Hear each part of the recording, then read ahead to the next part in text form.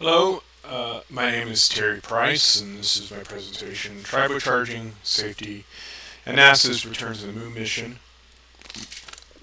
dated January 11th, 2026. Um, there's an associated report linked below with this presentation that you can find on my website that will further elucidate some of the concepts that I go over in this video. Now, why am I making this video? NASA's return to the moon mission are very ambitious with a short time frame, and I felt that there's no time for traditional scientific discourse in the publishing schedule. Here you see a news article from CNBC titled "New NASA Boss Isaacman Says U.S. Will Return to the Moon Within Trump's Term." The key points here is that the NASA Administrator Derek Isaacman said that the U.S. will return to the moon within President Donald Trump's second term. And as the old saying goes, unless you're interested in politics, even if you're not interested in politics, politics will take an interest in you. I'm mostly making this video to give my own conscious rest. If you know something about an issue, then in some sense it's incumbent on you to say something. Or you might construe the world that way at least. So about me, I did my doctorate in nuclear engineering in 2020 out of Ontario Technical University. I did some novel work on molten salt reactor xenon behavior. You can look me up on Google Scholar. I did postdocs at University of Tennessee, Knoxville, and Oak Ridge National Laboratory. I had a joint postdoc between those two institutions, and an additional postdoc at UT Austin. From there, I went on to Astrobotic Technologies, where I worked as a senior radiation analysis engineer from 2023 to 2025. And then I moved on to University Space Research Association, where I worked as a NASA contractor, which is a NASA contractor. I was embedded in the as EV-44, the Natural Environments Group at Marshall Space Flight Center, working as a spacecraft charging subject matter expert. So how I came to work on lunar tribocharging, I'll get to exactly what lunar tribocharging is here in a moment. I had prior experience with some novel physics problems through molten salt reactor xenon. My molten salt reactor xenon work during my PhD. I was hired on in October 2023 at Astrobotic to work on radiation effects on lunar surface systems. During my time there, I came to understand that it was spacecraft charging issues that were the primary cause of spacecraft failures, according to the reports I was reading, not ionizing radiation. Spacecraft charging has to do with EV to KEV, mostly protons and electrons in the tenuous space plasma, unlike the ionizing radiation, which occurs at MeV level energies. The EV and KEV, and KeV, these are measurements of energy for electron volts, kiloelectron volts, mega electron volts. It's like a joule, except much smaller. It's the energy an electron picks up as it passes a potential gradient of 1 volt. A potential difference in 1 volt.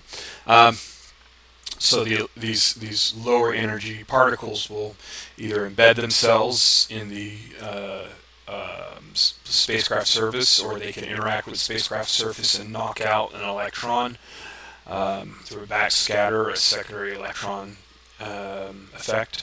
I slowly came to understand that there were no validate.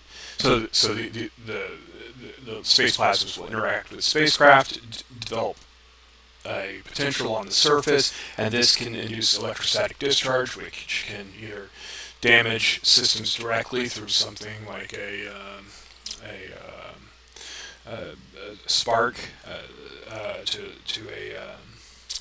a microelectronic system, or it can cause electromagnetic interference. It's particularly pernicious in solar panels. So I slowly came to understand that there were no validated codes to analyze lunar surface charging. That's surface charging on a lunar surface. So I reached out to NASA and some academic partners to try and figure out what to do, and much to my surprise, no one really knows what to do about it. Although there's been some substantial academic efforts, no one, there's certainly no scientific consensus on how to analyze lunar surface charging problems. I was let go from astrobotic in February 2025, whereupon I landed at Marshall Space Flight Center, NASA, working for USRA in March. Spoke to many people about the lunar surface tribocharging issue at the Applied Space Environments Conference, ASIC 2025, and there were many people interested in this. And we came to the feeling I got was that yes, this is a real issue, and no one really knows what to do about it. So I started what I called the CHARGE working group. CHARGE was an acronym that stood for Charging Hazards Around Regolith and Geophysical Environments. I thought it was a very fitting acronym. And despite some initial difficulties, the working group became very successful, attracting about 24 people across 5 different NASA centers who wanted to make progress on the tribocharging issue.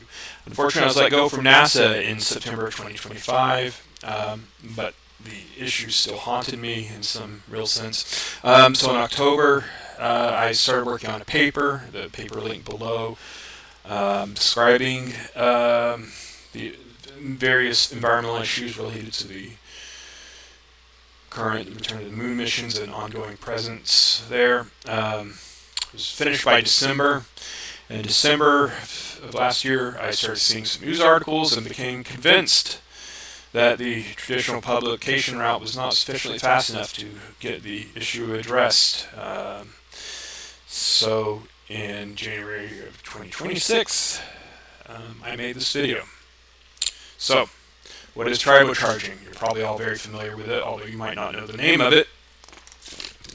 Here in the leftmost frame, you have sock feet on a rug, where the potential of the sock equals the potential of the rug at time t equals 0, and then the sock feet are rubbed against the carpet, whereupon charge is transferred at time t equals 1, and then at time t equals t2, after the rubbing has ceased, the sock potential is no longer equal to the rug potential. And the consequences of this, as illustrated in this comic here, is you have a gentleman in blue rubbing his feet on the sock feet on carpet, touching another gentleman here in red, whereupon he says, "Ow," and he says static shock, and the gentleman in red says, I hate you," because he was shocked.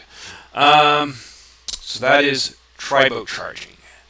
It comes from, I believe, the Greek, meaning to rub. Tribo. It's one of the oldest branches of physics. Now, what you probably all learned from your high school physics class, or maybe even grade school, is about the triboelectric series. Materials can be ranked according to how they tend to transfer charge to one another. This ranking is called the triboelectric series. Materials that are high on the triboelectric series have a low electron affinity and tend to lose electrons when rubbed. Materials tend to lose electrons become positive. So here on the right we have a triboelectric series, and it has a high and a low, a positive and a negative. Materials high on the triboelectric series have a low electron affinity, and materials low on the triboelectric series have a high electron affinity. We have a ranking here: dry skin, leather, glass, human hair, wool, cat fur, silk, so on and so forth, down to polyester and PVC. So, materials low on the triboelectric series have a high electron affinity and tend to gain electrons when rubbed. Materials higher on the triboelectric series tend to lose electrons and become more positive when rubbed against materials on the lower on the triboelectric series. And I believe this should actually be reversed. Positive, negative. Apologies for that. As an example here, we have leather rubbing on glass. So we locate where leather is and where glass is on the triboelectric series. And when we expect to see, even if they start at the same potential, whereupon we rub them against each other, leather will tend to lose electrons because it's low electron affinity, and transfer them to glass, which has a higher electron affinity. So the leather becomes positive and the glass becomes negative. Now, what's important about this is that it is the intrinsic difference in the material properties that give rise to this charge transfer behavior. It is a property of the fact that you have two different materials and their various microstructural or their various structural microscale structural properties, I should say, even maybe even nanoscale structural properties that give rise to this tribocharging behavior. If you just have two materials that are differing in material composition, if you rub them together, they will transfer charge. There's a lovely paper that I reference in the full report by Shinbrotz and Lax in 2019, published in Nature. This is a very complicated process, and things like humidity, surface condition, temperature, all these sorts of various independent variables can affect the tribocharging process. Now, lunar regolith. Lunar soil is broadly called regolith. A typical grain diameter is about 10 micrometers, although the soil scientists would certainly take issue with that number. It's a representative number. It's actually a particle size distribution. I forget if it's bimodal or what, but you can approximate the overall grain size is 10 micrometers. It's sort of a back of the envelope type calculation number. It's typically composed of various oxides, silicon, aluminum, calcium oxide, etc. It's a non-conductive insulator. At room temperature, it has a conductivity of about 10 to the negative 14 Siemens per meter. It's about as conductive as glass or rubber. On Earth, our ground is sufficiently conductive to ground our electrical equipment. This is say our apologies.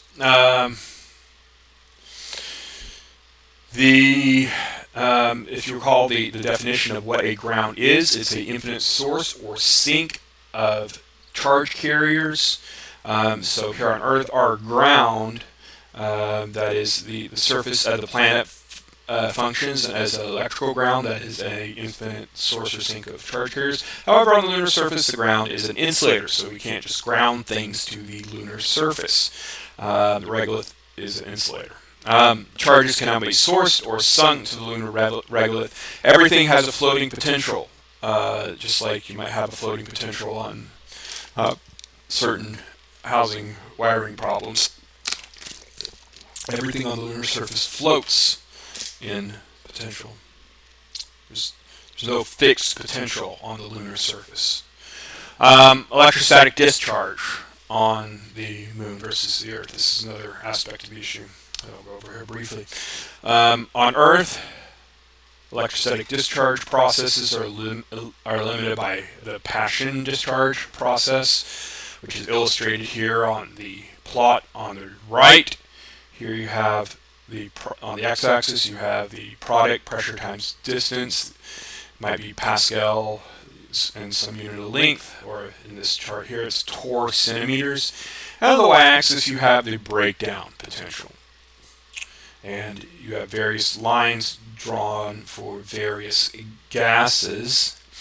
And basically what happens is these gases facilitate the discharge process. So you might get, elongation of your electron orbitals in the electric field, and then these elongated atoms or diatoms, they would, or even molecules, would be attracted to one of the poles of your gap, and then knock into another atom and form this sort of avalanche discharge process.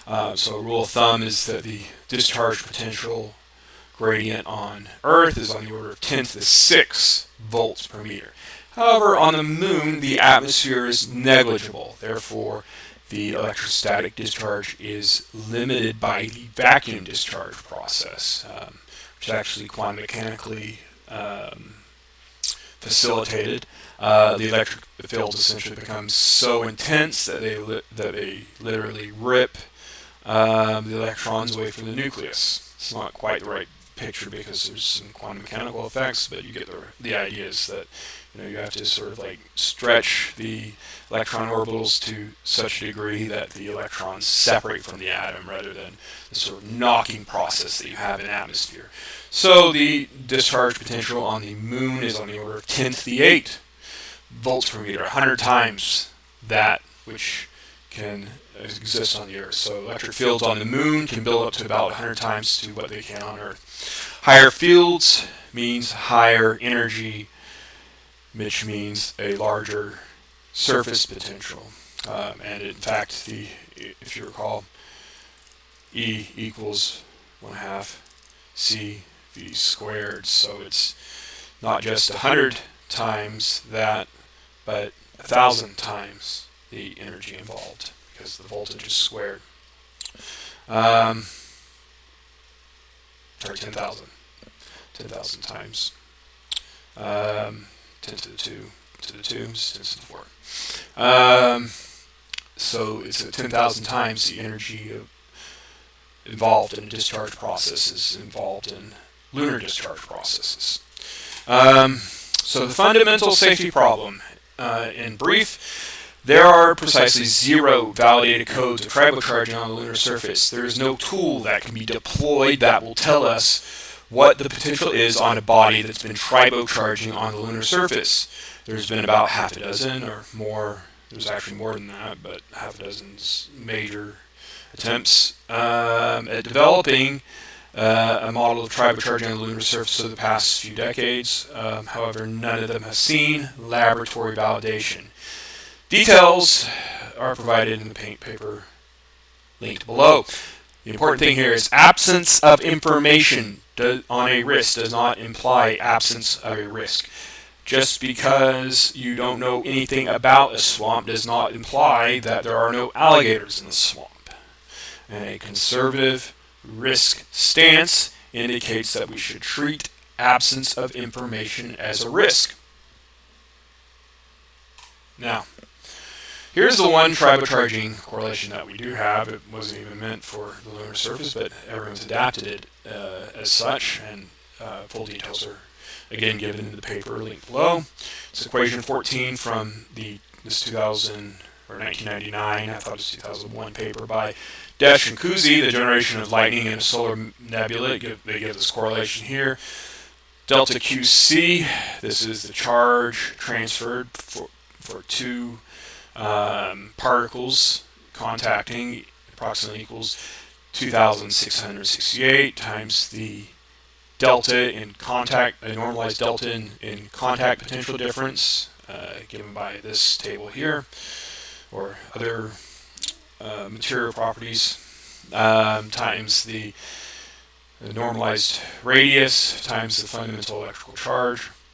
So, for example, if we have 2 volt potential difference with something like calcium and say nickel, given a contact potential difference of 2 volts and a particle diameter of 10 micrometers, we'd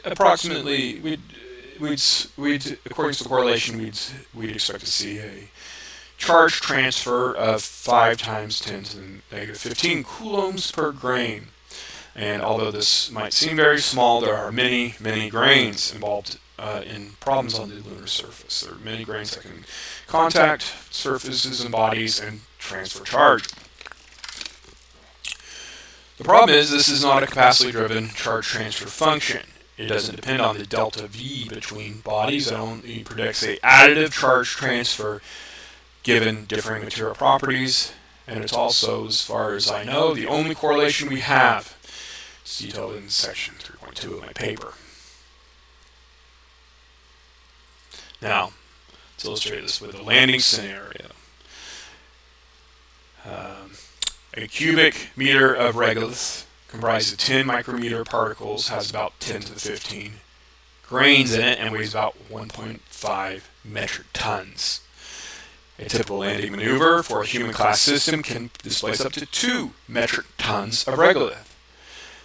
According to the Desch-and-Kuzi correlation from the previous slide, a 10 micrometer grain of regolith will tribocharge a body with about 5 times 10 to the negative 15 coulombs of charge. So if we have our spacecraft coming down, the spacecraft is at some initial potential, VSC for spacecraft, and the thruster fires, and it starts displacing regolith, and a certain portion of that regolith comes back and starts impinging on the spacecraft surface. Assuming 10% of regolith grains are displaced, which I think is reasonable,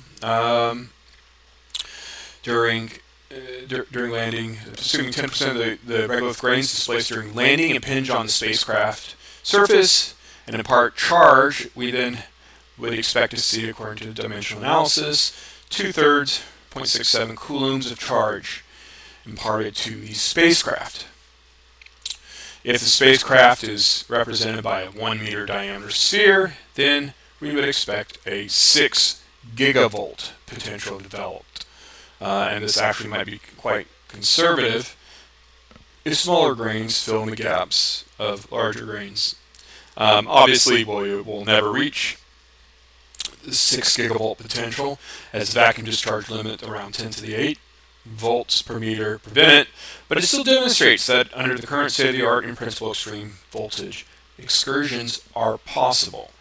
The problem is we don't understand the processes by which these extreme charging scenarios are mitigated, or even why our models are wrong. We need a better model to understand the discharge pathways and how we can ensure these extreme potentials, we can keep these extreme potentials from developing. Right now, our current models assume an extreme potential will develop, but we've also landed spacecraft on the surface, so we need to understand exactly what's happening there. Now, why didn't Apollo see this problem? All the Apollo missions took place during the lunar day near the equator. You can see here a map of various Apollo missions. They're all roughly near the equator. My hypothesis is that the photoelectric effect from UV light suppresses the development of large negative potentials. This is well known that when you put a spacecraft in light, in sunlight, direct sunlight, it mitigates the spacecraft charging effects due to the photoelectron population. So you can see here the Earth goes around the sun, and the moon goes around the Earth, and when the moon is in the Earth's shadow, it eclipses and no longer has the benefit of sunlight. It's lunar nighttime. And likewise, when you might be something in the lunar south pole, now you have very elongated shadow regions, or even maybe no illumination, and again, that photoelectron effect does not occur. But that's my hypothesis. It needs to be investigated. Now, some might also say dust would locally mitigate charge. So the claim is that surface-adhered dust creates an image charge on the surface of a material and mitigates charging effects. Here you have a positively charged dust particle, and this rearranges electrons within the material, the near surface layers of the material, to create this virtual image charge, and the electric field lines terminate from the positive charge to the negative charge, or it might be the other way around, in the image charge. All electric field lines would terminate at the image charge and therefore provide no pathway for electrostatic discharge. And my response to this is, yes, this is true, but only locally. Dust still advects charge from the environment to the body. So just because you have locally terminated field lines does not mean that charge is still accumulating. This becomes clear once you write out the current balance equation, dq by dt equals your environmental currents plus your tribocharging currents. Just because a field line field lines terminate locally doesn't mean that the body's net charge doesn't change. So you would build up charge until you have some sort of catastrophic failure mechanism, and the local field lines can no longer be contained by image charges. Now, another claim is that we could just bond all the surface assets together so that they are all at the same potential. This is illustrated here where you have a lunar lander and 2 astronauts, and the environment's at one potential here, and you have another environmental potential here, and maybe this permanent shadow region. And they're saying, well, we've put a grounding wire, a bonding wire between all the astronauts. Why can't we just do that? My response to that is just because your surface assets are at the same potential does not imply that they are at the same potential in the environment. As I said before, everything floats on the lunar surface, so you can still get electrostatic discharge to the environment. A regolith is an insulator. Environment's plasma conditions are wildly disparate, and you've also set up potential conduction pathways through your engineered systems. So now you might have this environmental potential here and this environmental potential here, and now you have just established a giant conductive pathway between the two. And that all needs to be analyzed, which we don't currently have the tools for. Now, putting the tribocharging problem on a LC matrix. Project managers need to know the likelihood and consequences in order to decide how to act. Here we have an example LC matrix where on the x-axis we have likelihood, and on the y-axis we have impact. Now, the likelihood, tribocharging will always occur when 2 different materials contact. That was what was seen before. But the consequences, and this is the problem with the LC matrix, is the consequences are always dependent on design, so you can't ascribe consequences without detailed knowledge of the design. But if we represent a spacecraft by a sphere 1 meter in diameter, a vacuum discharge potential, a vacuum discharge limited potential gradient of 10 to the 8 volts per meter will be produced by a surface potential of 50 megavolts. And it's not hard to see that actual consequences of that, although they depend on the detailed design, a 50 megavolt discharge would be bad. And for most design, I mean, you might be okay with something like a leg of a lunar lander, or even like a wheel or something, but astronaut systems aren't as robust as a slab of metal. So my open challenge to anyone is, can anyone prove that it's, or demonstrate, or provide sufficient evidence that it's anything other than a 5x5? Can anyone do this? I could be wrong on this, but what justification could you possibly have for putting this in a lower risk category for a real astronaut?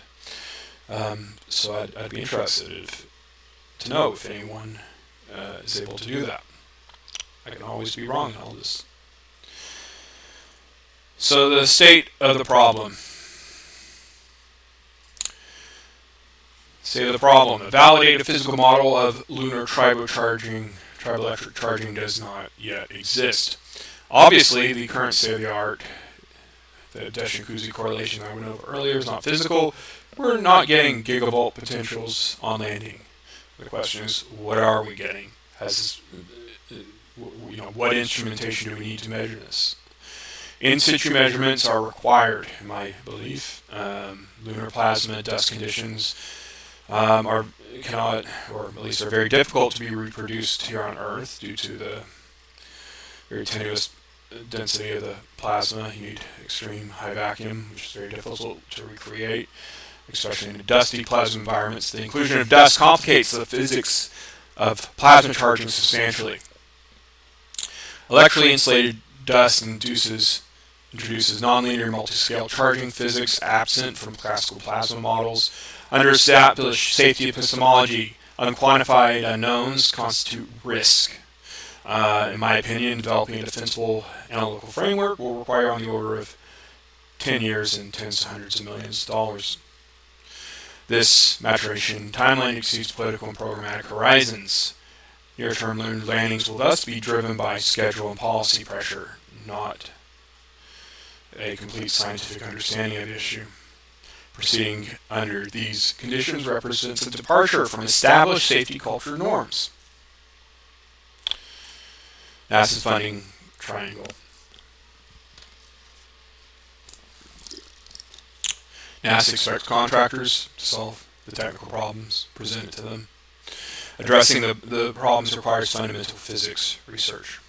Private companies, like Astrobotic or what have you, aren't set up to do fundamental research. Fundamental research requires experiments, code development. It's a major effort. Academics who do fundamental research aren't really set up to do major code development. It needs lots of funding, which academia typically does not have. Even if they all came together with something like a consortium, they're disconnected from actual industry needs. And industry doesn't want to fund open-ended research like this problem requires.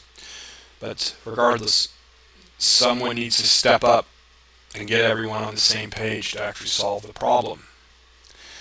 Fortunately, my tenure at NASA was cut short before I was able to do this.